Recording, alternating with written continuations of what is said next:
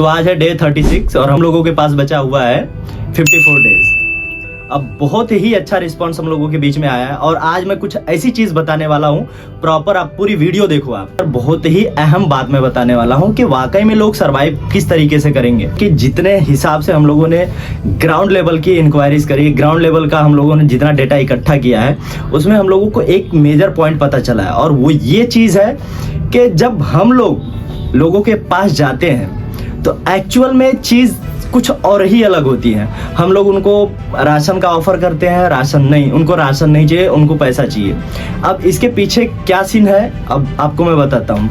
कुछ चीजें ऐसी हैं जो लोग दिखाते हैं कि रेंट पर रह रहे हैं, वो एक्चुअल में रेंट पे नहीं रहते, ये हो गई एक बात। और कुछ लोग दिखाते हैं कि भाई वो जॉबलेस हैं, वाकई में वो जॉबलेस नहीं रहते हैं। कुछ लोगों का बिल्कुल पैसा बन चुका है। मतलब हम लोगों का जो नियर बाय एरिया है, पता ऐसा चला है कि हम लोगों के वो एरिया से एग्जिस्ट ही नहीं करते, वो बाहर कहीं से आते हैं हम लोगों के एरिया में रहने के लिए।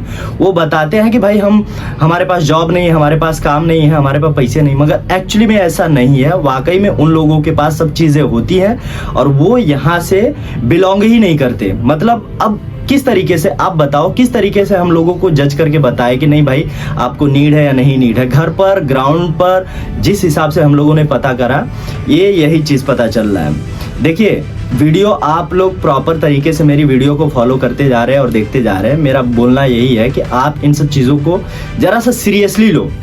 कि मैं लोगों को लेकर मैं बोलते रहता हूँ कि नहीं, जिस हिसाब से आप इनकम सोर्स है, जो हिसाब से आप कमा रहे हो, लोगों को थोड़ा सा आप एक कंट्रीब्यूट करो। मतलब आपका सिर्फ 3% 4% लोगों के लिए आप कंट्रीब्यूट करो। कि बहुत लोग ऐसे हैं बोलते हैं कि भाई हम पैसा कमा रहे हैं, हम मगर दूसरों के लिए थोड़ी कमा रहे हैं, हम दूसरों को क्यों दें।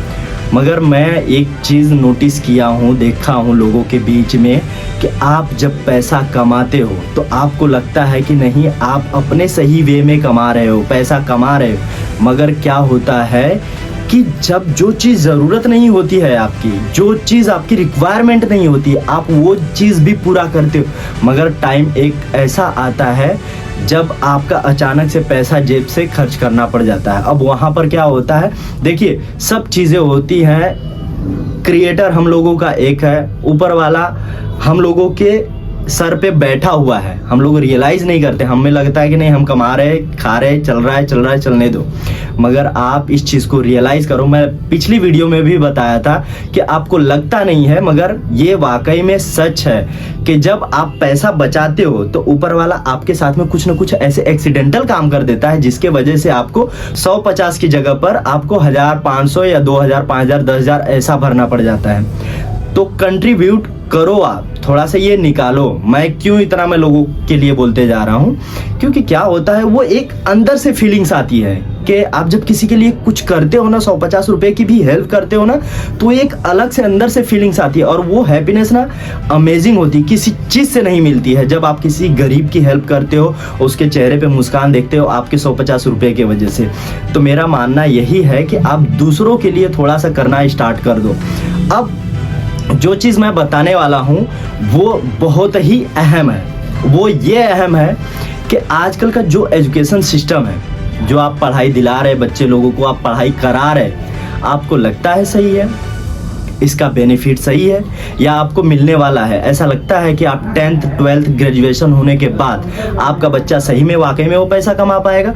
मुझे बिल्कुल नहीं लगता। तो मुझे इंटरनली ये चीज़ पता चली है कि ये जो एजुकेशन फॉर्मूला है यहाँ का, इंडिया का, अपने इंडिया का एजुकेशन फॉर्मूला है, ये बिल्कुल एक बिजनेस वे में चल रहा है। आपका ना कोई फ़ायदा है ना ही कुछ है। एक बार आप सोच कर देखो कि जो बच्चे को आप बचपन से लेकर ग्रेजुएशन तक पढ़ाते हो, यानी कि 15-17 साल आप देते हो बच्चे को, आपको लगता है कि वो आगे चल के वो 50,000 या लाख रुपया कमा पाएगा? बिल्कुल नहीं कमा पाएगा। फैक्ट ये है कि लोग बस सोचते हैं ना कि मेरे बच्चे की अच्छी स्टडी हो जाए। आप यहाँ सोच रहे हो मगर उसके पीछे वजह नहीं समझ पाते हो कि ऐसी पढ़ाई किस काम की जो उस बच्चे को स्टैंड तक लेने नहीं दे सकती। उस पढ़ाई के बेस पर बच्चे को कुछ मिल नहीं सकता।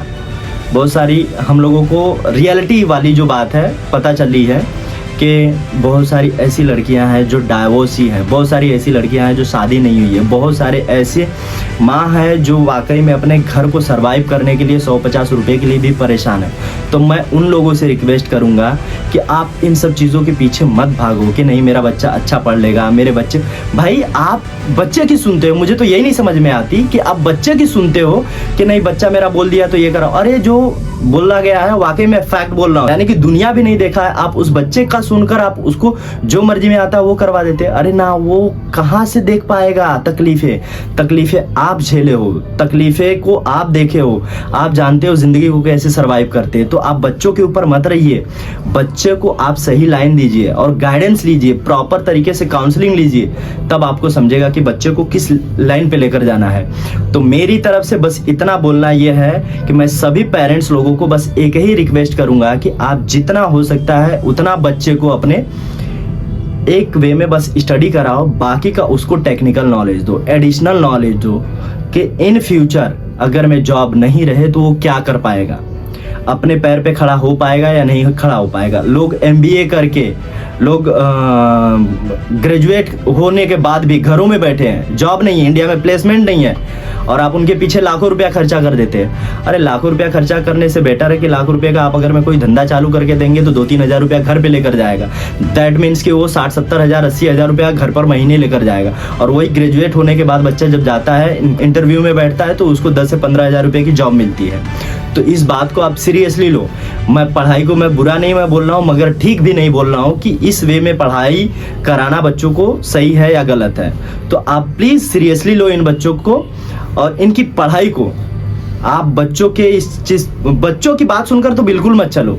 सो प्लीज़ आपसे बस हम्बल रिक्वेस्ट है कि आप अपने बच्चों को आप खुद समझाओ। वो नहीं जानते कि माँ बाप कितनी तकलीफ़ों से पैसे को लेकर आते हैं। सो गाइज प्लीज़ मेरा एकदम रिक्वेस्टली मैं लोगों से यही चीज़ मैं बोलूँगा कि आपसे बड़ा समझदार जो है उनसे आप काउंसलिंग लो और बच्चे लोगों को एक सही वे दो पढ़ाने के लिए।